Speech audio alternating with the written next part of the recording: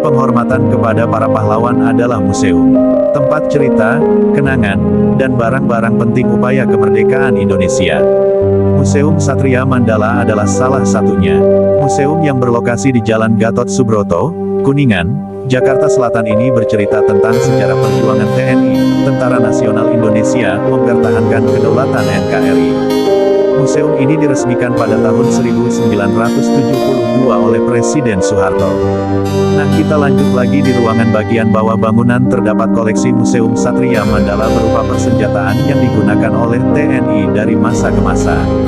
Senjata tersebut adalah pistol, bambu runcing, meriam untuk menangkis serangan udara, bom molotov, alat pelontar granat, roket, torpedo Mk1 yang terdapat di kapal selam dan banyak lagi. Indonesia juga memiliki koleksi senjata buatan sendiri yang dibuat di pabrik senjata Demak Ijo berupa ranjau personil, granat gombyok, bom molotov, dan mortar. Lalu ada pistol Nambu, senapan Arisaka, Stegun dan Lee Enfield yang dirampas dari Jepang, Inggris dan Belanda kemudian digunakan oleh bangsa Indonesia pada tahun-tahun 1945 sampai tahun 1949. Koleksi senjata setelah tahun 1950 berupa senapan Garand, M16, roket Hedgehog, torpedo, ranjau laut, dan roket produksi negara blok barat dan timur. Koleksi senjata yang digunakan untuk perjuangan Indonesia di Museum Satria Mandala, Jakarta. Bangsa yang besar adalah bangsa yang menghormati jasa pahlawannya. Isi pidato Soekarno pada peringatan Hari Pahlawan 1961 ini seperti menggambarkan bagaimana seharusnya sebuah bangsa menghargai pengorbanan para pahlawannya. Yang menjadi koleksi menarik terutama untuk anak-anak adalah aneka koleksi alat persenjataan mulai dari senjata yang dipergunakan pada tahun 1945 hingga sekarang. Di ruang khusus persenjataan, pengunjung diajak melihat senjata tradisional seperti trisula, keris, bambu runcing, pedang katana yang dirampas dari tangan Jepang.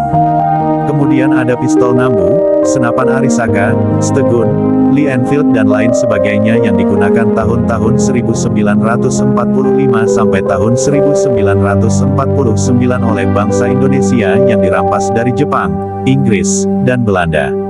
Selain itu, museum ini juga memiliki koleksi senjata yang digunakan prajurit Indonesia setelah tahun 1950 seperti senapan Garand, M16, roket Hedgehog, torpedo, ranjau laut, serta roket yang dibuat oleh negara-negara blok barat dan blok timur.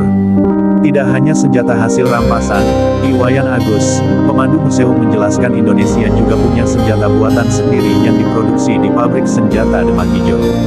Ada ranjau personil, granat gombyok, bom molotov dan mortar, katanya.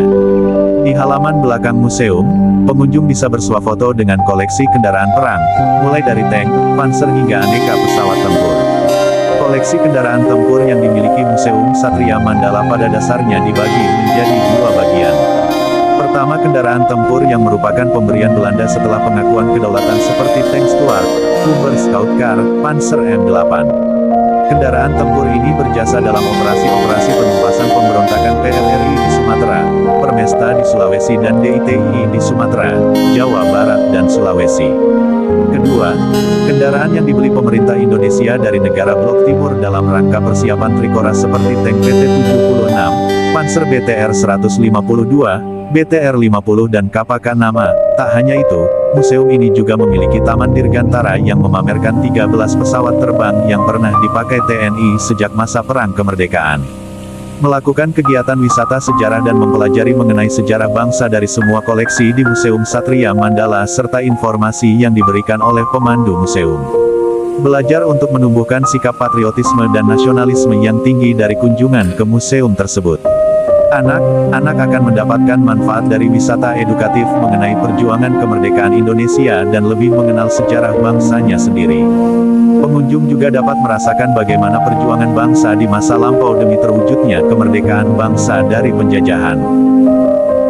Terima kasih teman-teman, sudah menonton video ini, dan buat kamu yang udah like dan komen video ini, jangan lupa subscribe channelku ya, M Soleh 345 dan share video ini.